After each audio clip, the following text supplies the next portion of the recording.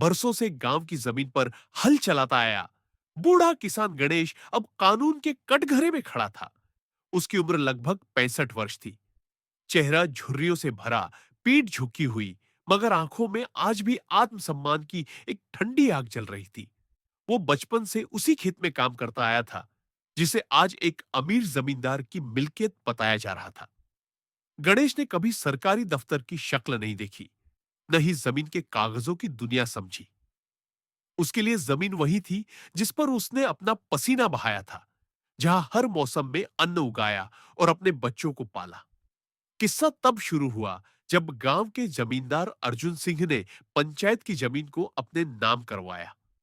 पुराने रिकॉर्ड खंगालकर कुछ रिश्वत और रसूख के दम पर उसने दस्तावेजों में उस जमीन को अपनी बना लिया। और जब गणेश ने उसी खेत पर एक बार फिर फसल बोई, तो उस पर मुकदमा कर दिया गया। पटवारी, दरोगा और तहसीलदार सब अर्जुन सिंह के पक्ष में थे। और अब गणेश अदालत में एक अपराधी की तरह खड़ा था। जज ने गंभीर स्वर में पूछा, क्या तुमने अर्जुन सिंह की जमीन पर फसल बोई?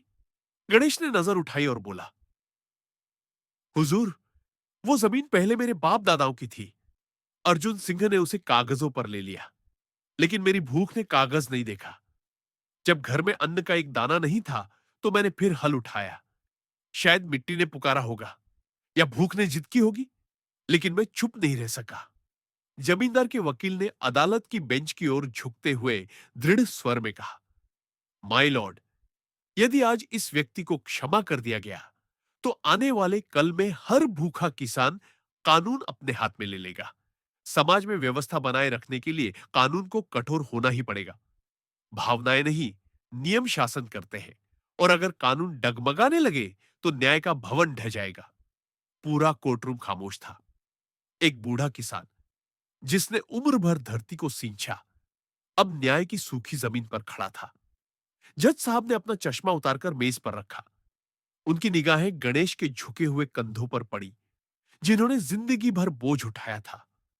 अब उन पर अपराध का ठप्पा लगाया जा रहा था। एक पल को सन्नाटा छाया। फिर उन्होंने ठंडी आवाज में कहा, तथ्य हमारे सामने स्पष्ट है। जमीन के सरकारी दस्तावेज अर्जुन सिंह के नाम है। गणेश ने उन पर जबरन खेती की।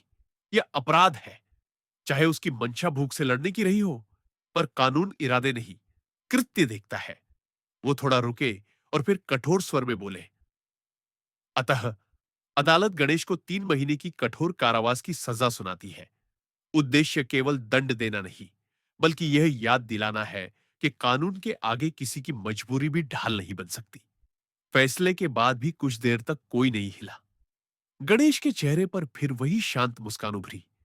उसने कहा, बहुत अच्छा हुजूर, अब कम से कम 3 महीने तक पेट खाली नहीं रहेगा। रोटी तो मिलेगी। और इंसाफ का सूरज भी डूब चुका था। गणेश जेल चला गया, लेकिन उसकी बातों ने गांव में एक लहर पैदा कर दी। अब किसान पंचायत में सवाल पूछने लगे। औरतें कहने लगी, हमारे बच्चे हमारे खेत में हल चलाएंगे, अब डर नहीं।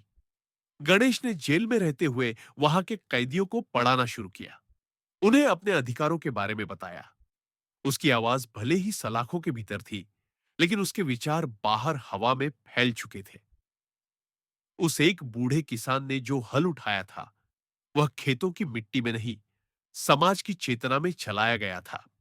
वह मिट्टी तो कब की सूख चुकी थी, लेकिन उसमें उपजा था एक बीज, बदलाव का, सवाल का, न्याय की उम्मीद का।